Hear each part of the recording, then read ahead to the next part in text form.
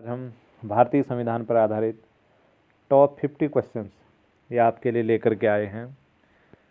इसमें question number first है, भारत के मुख्य चुनाव आयुक्त की नियुक्ति किसके द्वारा की जाती है?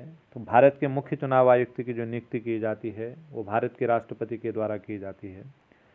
भारत के संविधान में प्रेस की स्वतंत्रता किस अनुच्छेद के तहत सुनिश्चित की गई है? प्रेस की स्वतंत्रता जो है अनुच्छेद 19 के तहत सुनिश्चित की गई है। शिक्षा को किस सूची में सम्मिलित किया गया है? शिक्षा समवर्ती सूची का विषय है।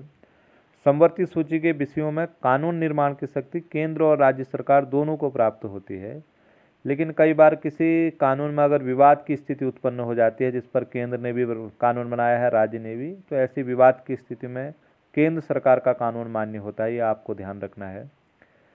भारतीय संविधान का पहला संशोधन किस वर्ष हुआ था? भारतीय संविधान का पहला संशोधन वर्ष 1951 में हुआ था, 51 में। सिक्किम को राज्य का दर्जा कब दिया गया था? सिक्किम को राज्य का दर्जा 1975 में दिया गया था। अगला क्वेश्चन आता है, संविधान सभा के कितने उपस्थित सदस्यों ने संविधान पर हस्ताक्षर किए थे? तो संविधान सभा के 284 सदस्यों ने जो है संविधान पर हस्ताक्षर किए थे। भाषा के आधार पर राज्यों का पुनर्गठन किस वर्ष हुआ था? भाषा के आधार पर राज्यों का पुनर्गठन 1956 में हुआ था। बलवंत राय मेहता समिति का गठन किस उद्देश्य से किया गया था? तो जो बलवंत राय मेहता समिति था इसका उद्देश्य पंचायती राज व्यवस्था से था। भाषा के आधार पर गठित होने वाला भारत का पहला राज्य है। भाषा के आधार पर गठित होने वाला पहला राज्य आंध्र प्रदेश है। भारतीय संसद के कितने अंग हैं? भारतीय संसद के अंग और सदन में बड़ा ध्यान रखने वाली बात है। भारतीय संसद के वैसे 3 अंग हैं। 3 अंगों में लोकसभा, राज्यसभा और राष्ट्रपति इसको गिना जाता है। यदि क्वेश्चन भारतीय संसद के कितने सदन है कहेगा तो सदन की स्थिति में आप केवल 2 लगाएंगे, लोकसभा और राज्यसभा। सदन 2 हो गए, लोकसभा राज्यसभा, लेकिन अंग 3 हो गए, लोकसभा, राज्यसभा और राष्ट्रपति, क्योंकि कानून निर्माण लोकसभा और राज्यसभा में पारित होने के बाद राष्ट्रपति के हस्ताक्षर के बाद ही वह कानून बन पाता है, इसलिए राष्ट्रपति को संसद का अंग माना जाता है, ये ध्यान रखना। अगला प्रश्न आता है, भारतीय संविधान में संशोधन का प्रावधान किस देश से लिया गया है? भारतीय संविधान में जो संशोधन का प्रावधान है वो दक्षिण अफ्रीका के संविधान से लिया गया है, अनुच्छेद 368 के तहत। शोषण के विरुद्ध अधिकार किस अनुच्छेद के अंतर्गत आता है? भारतीय संविधान में जो शोषण के विरुद्ध अधिकार है वो अनुच्छेद 23 और 24 में इसका उल्लेख है। महाभियोग की प्रक्रिया का उल्लेख किस अनुच्छेद में किया गया है? तो उसका उल्लेख अनुच्छेद 61 में किया गया है। प्रारूप समिति में कुल कितने सदस्य थे? प्रारूप समिति में सदस्यों की संख्या 7 थी। अनुच्छेद 360 का संबंध किससे है? अनुच्छेद 360 आपातकाल से संबंधित है और वह भी जो है वित्तीय आपातकाल से, लेकिन अभी तक एक बार भी देश में वित्तीय आपातकाल की घोषणा नहीं हुई है। अगला प्रश्न आता है, किसी राज्य के नाम में परिवर्तन का अधिकार किसको है? तो किसी राज्य के नाम में जो परिवर्तन होता है, परिवर्तन का अधिकार संसद को है। नए राज्यों के गठन का, नए राज्यों के नामों में परिवर्तन, राज्यों की सीमा में परिवर्तन, ये सब अधिकार संसद को प्राप्त हैं। भारतीय संविधान की प्रस्तावना में भारत देश का कौन सा नाम उल्लेखित है? जो भारत है उसका कौन सा नाम उल्लेखित है? तो उसका उल्लेख है भारत और इंडिया। वर्तमान में भारतीय संविधान में कितने मौलिक अधिकार हैं? जब संविधान लागू हुआ था तो उस समय 7 मौलिक अधिकार प्राप्त किए गए थे, लेकिन संपत्ति के अधिकार को मौलिक अधिकार की श्रेणी से हटा दिया गया। वर्तमान में भारतीय नागरिकों के पास 6 मौलिक अधिकार हैं। भारतीय संविधान निम्नलिखित में से कौन सी नागरिकता प्रदान करता है? तो इसका सही आंसर आएगा एकल नागरिकता। संविधान सभा की प्रथम बैठक कब हुई थी? सही आंसर है 9 दिसंबर 1946। अगला प्रश्न आता है, भारत का मूल संविधान कहाँ पर संरक्षित किया गया है? तो जो भारत का मूल संविधान है, भारत के मूल संविधान को संसद भवन में संरक्षित किया गया है। भारत का संविधान कब अपनाया गया? भारत का संविधान 26 नवंबर 1949 को अपनाया गया था, इसलिए इस दिवस को संविधान दिवस के रूप में भी मनाया जाता है। भारतीय संविधान के किन अनुच्छेद में नागरिकता संबंधी प्रावधान है? तो भारतीय संविधान के अनुच्छेद 15 से 11 तक नागरिकता से संबंधित प्रावधान है। मूल संविधान में भारतीय नागरिकों को कितने मौलिक अधिकार प्राप्त थे? मूल संविधान में भारतीय नागरिकों को 7 मौलिक अधिकार प्राप्त थे। वर्तमान में इनकी संख्या 6 है। लोकसभा में सबसे अधिक सदस्य संख्या किस राज्य से है? लोकसभा में सबसे अधिक सदस्य संख्या उत्तर प्रदेश से है और इनकी सदस्यों की संख्या है 80।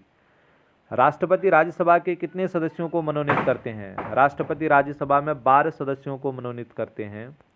अगला प्रश्न आता है, भारत में संसद के एक सदन की गणपूर्ति के लिए कितने सदस्यों का उपस्थित होना आवश्यक है? जो एक सदन की गणपूर्ति है उसके लिए 1/10, बहुत महत्वपूर्ण प्रश्न है। कुल सदस्यों के 1/10 सदस्यों का उपस्थित होना आवश्यक है।